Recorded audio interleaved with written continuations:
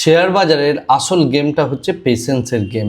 পেশেন্সের game এই কারণেই বলা হয়, তার কারণ হচ্ছে নতুন যারা ইনভেস্টার আছে তাদের পেশেন্সের লেভেল ভীষণ কম থাকে এবং তারা প্রত্যেকেই ভাবে প্রত্যেক দিন তারা ক্যাপিটাল ডাবল করবে বা মান্থে প্রত্যেক মাসে একবার করে ক্যাপিটাল ডাবল করবে।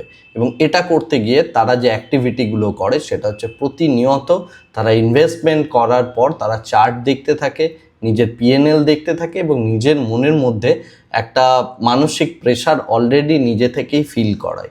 কিন্তু যারা ভেটেরান ইনভেস্টার অর্থাৎ যারা একদম এক্সপিরিয়েন্সড ইনভেস্টার হয় তারা কখনোই এইভাবে রিয়্যাক্ট করে না।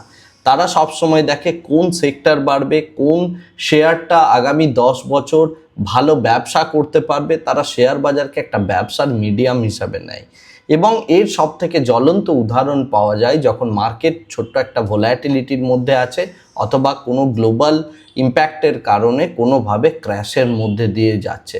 বিশেষ করে 2008 ক্র্যাশ, কোভিড ক্র্যাশ বা যে কোনো রকম ক্রাইসিস যখন আমরা দেখি সেই সময়ে যেটা দেখা যায় যারা নতুন ট্রেডার আছেন বা ইনভেস্টার আছেন তারা কিন্তু তাদের ক্যাপিটাল হারাতে থাকে এবং একদম বটমে যখন মার্কেট থাকে তারা সেই জায়গায় সেল করে দেয়, প্যানিক ফিল করে এবং এই টাইপের বিহেভিয়ারের জন্য তাদের একটা হিউজ পরিমাণ অংশ কিছুতেই পয়সা বানাতে পারে না। কিন্তু ভেটেরান ইনভেস্টার বা এক্সপিরিয়েন্সড ইনভেস্টাররা এই জায়গাটাই ডিফারেন্টভাবে রিয়্যাক্ট করে।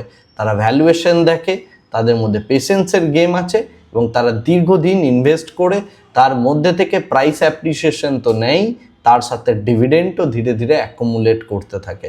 আপনি যদি একজন নতুন ইনভেস্টার হয়ে থাকেন এবং ধীরে ধীরে এক্সপিরিয়েন্সড ইনভেস্টার হতে চান তাহলে সেক্ষেত্রে পড়াশোনা করাটা তো জরুরি, কিন্তু তার সাথে সাথে নিজের এই সাইকোলজিক্যাল মাইন্ডসেটটাও চেঞ্জ করতে হবে। আপনার মনের মধ্যে যে পেশেন্স লেভেল রয়েছে সেটাকে ধীরে ধীরে বাড়াতে হবে এবং মার্কেট ক্র্যাশের সময় বা ছোটোখাটো ভোলাটিলিটিতে এত ভয় পেলে মোটেও চলবে না। তার থেকে ইম্পর্টেন্ট হচ্ছে সেই সময় অপরচুনিটিগুলো খুঁজে বের করতে হবে।